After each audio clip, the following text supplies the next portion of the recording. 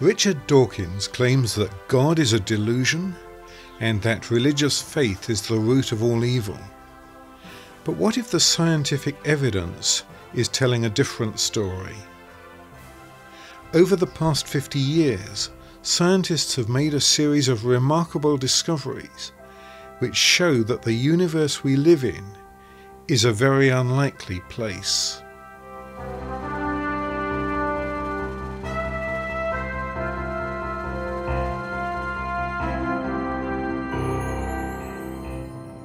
The universe is precisely adjusted to make our lives possible. Scientists call this cosmic fine-tuning. And at least some of them are now admitting that this points to the universe being deliberately designed as a place for us to live.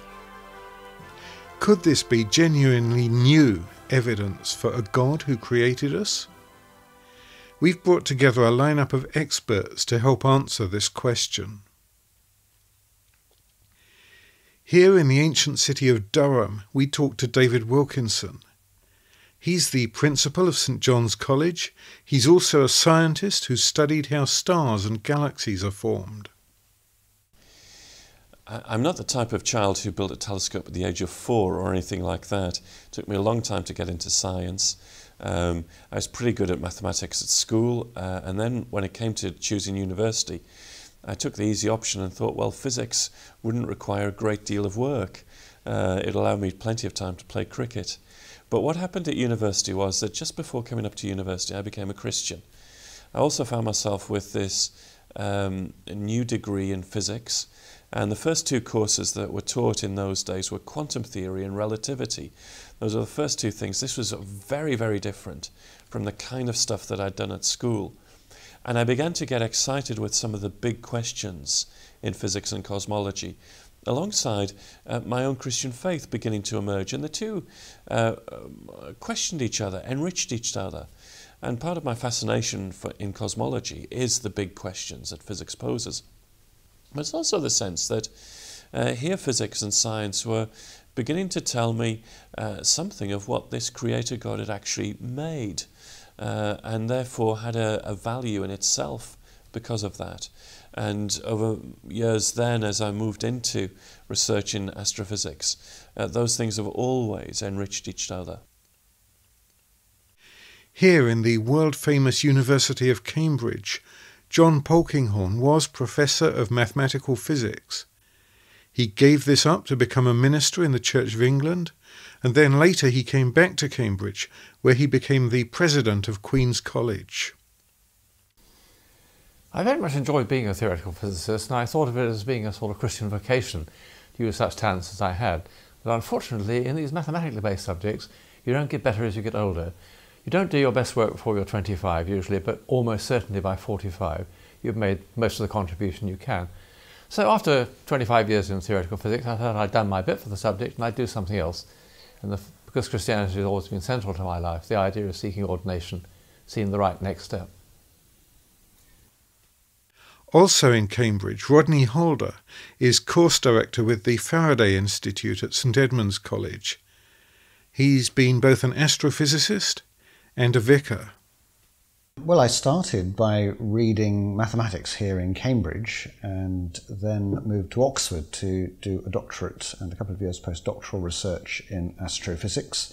I had a wonderful supervisor, Dennis Sharma, who had been an inspiration lecturing in mathematics in Cambridge in such areas as general relativity and so on, and cosmology. So I moved to study under him when he moved to Oxford, and I was studying a very rather specialised problem to do with galaxies and the later stages of galaxy evolution, the accretion of intergalactic gas by our own galaxy in particular. The port of Southampton is world famous as the home of the great cruise liners, and this is where we found philosopher and writer Peter Williams.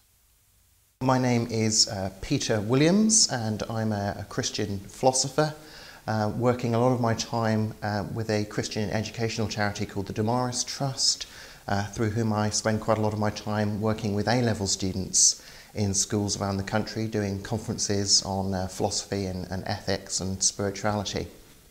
I'm also an author for various websites and publishers, and my most recent book was called A Skeptic's Guide to Atheism, which is a response to the New Atheist movement.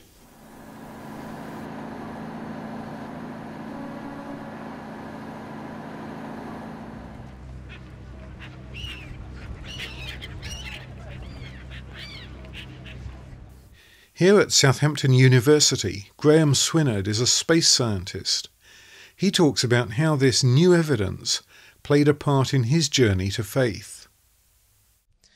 Yeah, I've been working in spacecraft engineering, both in industry and at university, for some years now. So currently working in this School of Engineering Sciences here at the University of Southampton, where I teach spacecraft design and spacecraft engineering.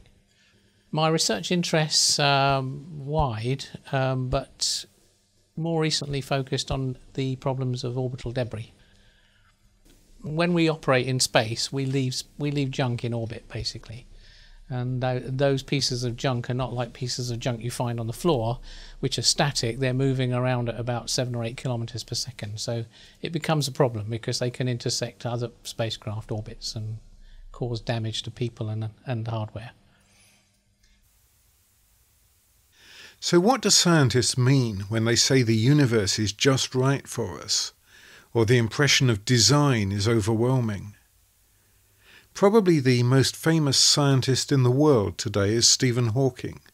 He puts it like this: the laws of science as we know them at present contain many fundamental numbers. The remarkable fact is that the values of these numbers seem to have been very finely adjusted to make possible the development of life. Next time, our experts will give us some specific examples of cosmic fine-tuning.